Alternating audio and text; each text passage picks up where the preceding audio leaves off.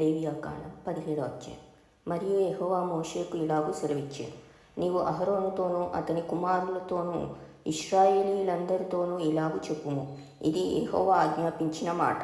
ఇశ్రాయేలీయుల కుటుంబంలో యెహోవా మందిరం ఎదుట యెహోవాకు అర్పణం అర్పించుటకు పూనుకొనువాడు, అది ఎద్దే గాని గొర్రెయే గాని మేకయే గాని ప్రత్యక్షపు గుడారం యొక్క ద్వారం నొద్దకు దాని ముందు తేక పాలెంలో వధించినను, పాలెంనకు వెలుపల వధించినను, ఆ మనుష్యుడు తన ప్రజలలో నుండి కొట్టివేయబడును.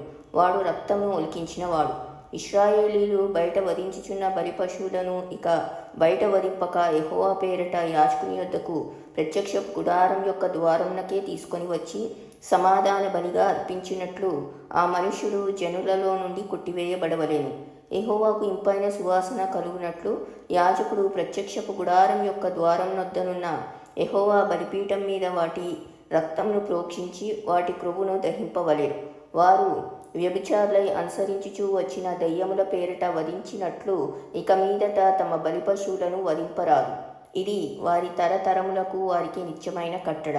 మరియు నీవు వారితో ఇట్లను, ఇశ్రాయేలీల కుటుంబములలో గాని మీలో నివసించు పరదేశులలో గాని ఒకడు దహన బలి అయిన వేరొక ఏ బలినైనను యెహోవాకు అర్పింపనుద్దేశం గలవాడై ప్రత్యక్ష గుడారం యొక్క ద్వారం వద్దకు తీసుకుని రాని ఎడల ఆ మనుషుడు జనులలో నుండి కొట్టివేయబడును.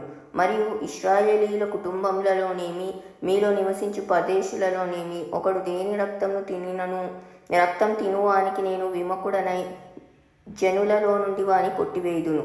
రక్తము దేహమునకు ప్రాణము. మీ నిమిత్తం ప్రాయశ్చిత్తం చేయనట్లు బలిపీఠం మీద పోయిటకై దాన్ని మీకు ఇచ్చి తిని, రక్తము దానిలోనున్న ప్రాణమును బట్టి ప్రాయశ్చిత్తము చేయు. కాబట్టి మీలో ఎవడనో రక్తం తినకూడదనియు, మీలో నివసించు ఏ పరదేశీయు రక్తం తినకూడదనియు నేను ఇశ్రాయేలీలకు ఆజ్ఞాపించి తిని.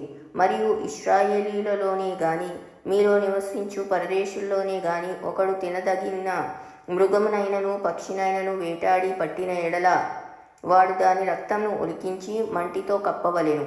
ఏలైనగా అది సమస్త దేహములకు ప్రాణాధారము. దాని రక్తము దాని ప్రాణమునకాధారము కాబట్టి మీరు ఏ దేహ రక్తమును తినకూడదు. వాటి రక్తము సర్వదేహములకు ప్రాణాధారము. దాన్ని తిను ప్రతివాడు మరణశిక్ష నొందునని నేను ఇశ్రాయేలీలకు ఆజ్ఞాపించి తిని. మరియు కళేబరంనైనను చీల్చబడిన దానినైనను తిను ప్రతివాడు దేశమందు పుట్టినవాడేమి పరదేశీయేమి వాడు తన బట్టలను ఉదుర్కొని నీళ్ళతో దేహమును కడుక్కొని సాయంకాలం వరకు అపవిత్రుడగును, తర్వాత పవిత్రుడగును. అయితే వాడు వాటిని ఉదుక్కొనకయు తన దేహమును కడుక్కొనకయు ఉండిన ఎడల వాడు తన దోష శిక్షను భరించును.